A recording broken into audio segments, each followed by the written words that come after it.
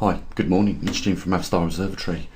In this upload, what I wanted to do is just clear it up with the CO2, because a few people in the comment section asked me if I could do, a little bit more of an illustration to actually show people, the true story about CO2 and climate change.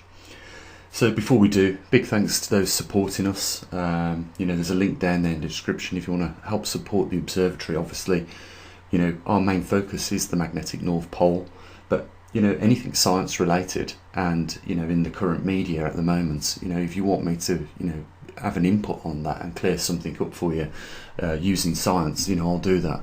So today I produced a couple of pie charts which clearly shows on the left in the blue majority of the circle all atmospheric gases, and you can see that out of the total of all atmospheric gases, 0.4% of that is CO2, which is not a lot at all.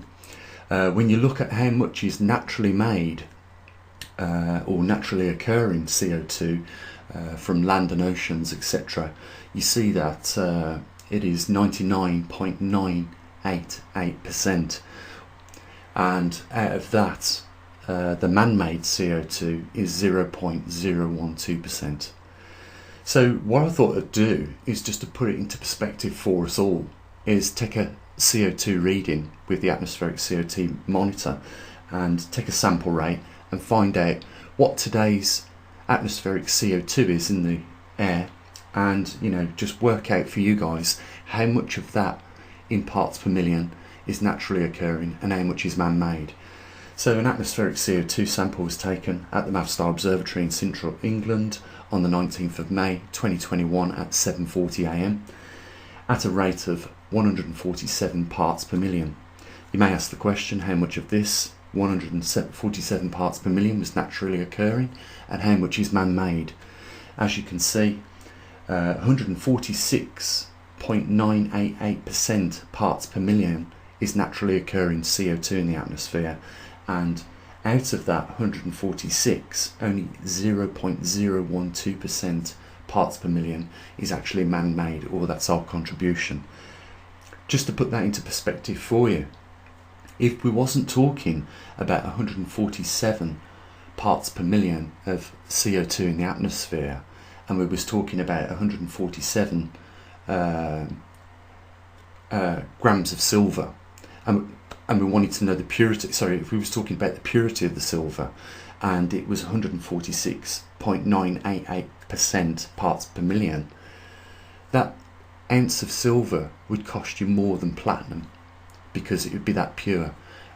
Usually it's 999% for around about, $35, but if that was at that purity rate and there was only 0.012 imperfections in parts per million in the silver, you'd certainly be paying more money for that silver, that ounce of silver, than you would an ounce of platinum. So when you look at it in terms like that, our atmosphere and our contribution is negligent, and even though it's negligent, we see the governments hyping on about it and really pushing it and taxing us all for it and changing industry as a result of it, blaming it on climate change. And one of the people that we know that has been one of the biggest contributors to this alarmism is Al Gore, saying that if we don't get this under control, the sea waters are going to rise. Well, when you look at sea waters rising, in Europe and around Europe, they're only rising by 1%. But I, as a scientist, wouldn't measure anything or at any other location other than at the equatorial centre of the Earth. And lo and behold, scientists have already done that, and they've found it doesn't rise at all. So sea water isn't rising, at a place where you would measure it, and there's you got to ask the question then, why are they measuring it around other parts of the world and not at the part where it should be measured? It's because, like everything else, there are fluctuations, and you can cherry pick the data as and where you want, but you can't do that with CO2, because like myself or anybody else that really wanted to find out how much CO2 was in the atmosphere, it could be easily found out by purchasing an atmospheric CO2 monitor. and that would give you the readings of CO2. So I hope I've illustrated it a little bit more clearer for people.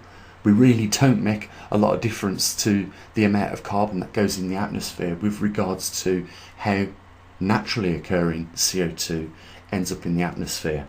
And in any case, when we go back to the left hand side pie chart, we can see that it's only 0.4%, and that consists of 97% of naturally occurring CO2 from oceans and land, etc., as opposed to that small amount, 0.012%, that man actually puts into the atmosphere.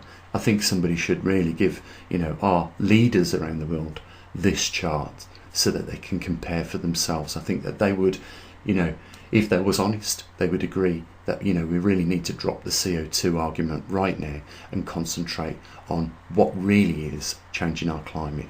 I think if that was the case, there'd be a lot more money invested in the anomaly that's taking place, and that has worsened by more than 100% over the last 33 years. That simply is the magnetic pole reversal.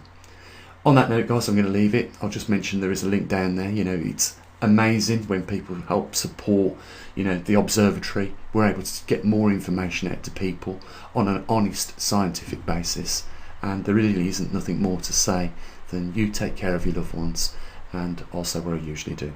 Bye for now.